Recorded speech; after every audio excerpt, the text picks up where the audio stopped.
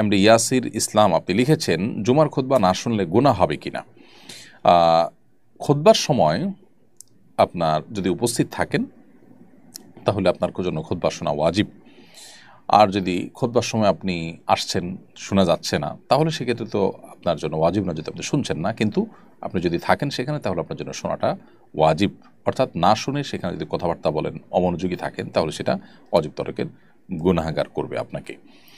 এমনি ফারুক মিয়া লিখেছেন, মৃত্যুর পর কি মা বাবার সাথে দেখা হবে, কথা হবে? উত্তর হলো যে যদি উভয় জান্নাতি হন তাহলে তো দেখা হবে ইনশাআল্লাহ। আল্লাহ তাআলা কোরআনে কারিমে বলেছেন, ওয়াল্লাযীনা আমানু ওয়াত্তাবা'আতহুম যুররিয়্যাতুহুম বিঈমানিন আলহাকনা বিহিম যুররিয়্যাতাহুম ওয়া মা আলাতনাহুম মিন আমালিহিম মিন শাইইন কুল্লু ইমরিইন বিমা কাসাবা রহিন। অর্থাৎ যারা ঈমান এনেছে এবং তাদের সন্তান সন্ততিরা যারা বাবা মার অনুসরণ করে তারাও ঈমান এনেছে, আল্লাহ তাআলা বলেছেন তাদের সঙ্গে তাদের সন্তানদের আমি মিলিত করব। এই আয়াত পরিষ্কারভাবে স্পষ্টভাবে আপনার প্রশ্ন উত্তর দিয়েছে যে যদি আপনি ঈমান আমলের উপরে অটল অবিচল থাকেন, আপনার বাবা মা সেই পথেই থাকেন, ইনশাআল্লাহ জান্নাতে দেখা হবে। শেখ ফেরদৌস আপনি লিখেছেন, খেলার জার্সি পরে নামাজ পড়লে তা আদায় হবে কিনা। নামাজ তো আদায় হয়ে যাবে, কিন্তু এ ধরনের জার্সি পরে নামাজ পড়া অনুচিত। কারণ আল্লাহ তাআলা বলেছেন, ইয়া বানি আদম খুযু যিনাতাকুম ইনদা কুল্লি মাসজিদ। নামাজের সময় সুন্দর মানানসই পোশাক পরার নির্দেশনা আল্লাহ তাআলা আমাদেরকে দিয়েছেন। অতএব খেলার জার্সি পরে নামাজ পড়া নামাজের প্রতি অবহেলা কিংবা নামাজকে সিরিয়াসলি নেওয়ার মতো বিষয়, সেটার খেলাফ এবং সেটার পরিপন্থী হয় আচরণটি। সেজন্য খেলার জার্সি পরে নামাজ পড়া উচিত নয়। এটা এক ধরনের পাতলামি এবং এক ধরনের আমাদের নামাজের প্রতি যে শ্রদ্ধা, যে দায়িত্বশীলতা, সেটার খেলাফ হয়। নামাজ পড়তে গেলে এমন পোশাক পরে আমাদের নামাজ পড়া উচিত যে পোশাক পরে আমরা সম্মানিত ব্যক্তিদের সাথে সাক্ষাৎ করতে যাই, গুরুত্বপূর্ণ কোনো জায়গায় যাই।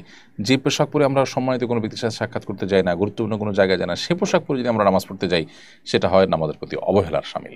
যদিও এভাবে নামাজ পড়লে নামাজ আদায়ী হয়ে যাবে, কিন্তু এটা অনুচিত, অনুত্তম। এরপরে রোদেলা ইসলাম লিখেছেন, মা অভিশাপ দিলে কি করব। মা যদি অভিশাপ দেন তাহলে সেক্ষেত্রে মায়ের অভিশাপটা যদি অযৌক্তিক হয়, অন্যায়ভাবে হয়, তার কোনো যৌক্তিক গ্রাউন্ড না থাকে, তাহলে আল্লাহর কাছে আপনার কোনো দায় থাকবে না।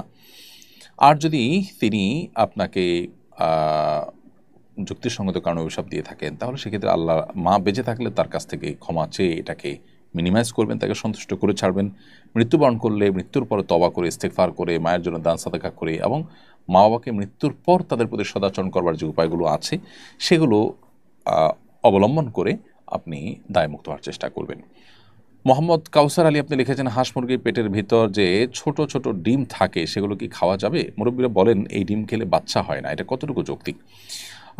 কোনো অসুবিধা নেই, এগুলো খেতে পারেন। এটা যারা নিষেধ করেন তারা সঠিক কথা বলেন না। মাসাদ বলেছেন, বর্তমানে এআই দিয়ে অনেক ভিডিও তৈরি করা হচ্ছে যা হুবহু বাস্তব ভিডিওর মতো। এরকম ভিডিও তৈরি করা কি জায়েজ হবে? না, এরকম ভিডিও তৈরি করা জায়েজ হবে না। এটা বিভিন্ন রকমের অন্যায়ের পথকে উন্মোচন করবে। তাছাড়া এখানে নতুন একটা প্রাণীর অবয়ব তৈরি করা হয়, যেটা সম্পূর্ণভাবে নাজায়েজ এবং গুনাহের কথা। আর এই রাতুল শুভ আপনি লিখেছেন, নামাজে থাকা অবস্থা কি কারো সালামের উত্তর দেওয়া যাবে? উত্তর হলো না, নামাজে থাকা অবস্থাতে কেউ সালাম দিলে সালামের উত্তর দেওয়া যাবে না। পরিষ্কারভাবে সহিহ বুখারীর হাদিস রয়েছে, আব্দুল্লাহ ইবনে মাসউদ রাদিয়াল্লাহু তাআলা থেকে বলে, তিনি বলেছেন, কুন্না নুসাল্লিমু আলা নবী সাল্লাল্লাহু আলাইহি ওয়াসাল্লাম ফি সালাত। আমরা নবী করিম সাল্লাল্লাহু আলাইহি ওয়াসাল্লামকে নামাজের মধ্যে সালাম দিতাম। ফায়ারুদ্দু আলাইনা, তিনি আমাদের নামাজের সালামের জবাব দিতেন। ফালাম্মা রাজানা মিন ইনদিন নাজাশি, এটা হলো ইসলামের শুরুর দিকের কথা। যখন নাজাশির ওখান থেকে আমরা ফিরে আসলাম, অর্থাৎ নাজাশি বাদশার সাথে রাসূল সাল্লাল্লাহু আলাইহি ওয়াসাল্লামের দূত হিসেবে যখন গেলেন সাহাবীরা, প্রতিনিধি হিসেবে গেলেন, সেখানে তারা ছিলেন, হিজরতের জন্য গেছেন। সেখানে যখন তারা ফিরত আসছেন, নবী সাল্লাল্লাহু আলাইহি ওয়াসাল্লাম বলেছেন, আব্দুল্লাহ ইবনে মাসউদ বলেছেন যে তখন সাল্লামনা আলাইহি, আমরা নবীজিকে সালাম দিতাম নামাজের মধ্যে। ফালাম ইয়ারুদ্দু আলাইনা, তিনি নামাজ জবাব দিতেন না। ওয়াকাল ইন্না ফিস সালাতি শুগলা, এবং তিনি বলতেন নামাজের মধ্যে ব্যস্ততা আছে, এখানে জবাব দেওয়া যায় না। এই জন্য নামাজের মধ্যে সালাম দিলে সালামের জবাব দেওয়া যাবে না, আর নামাজি ব্যক্তিকে সালাম দেওয়াও যাবে না।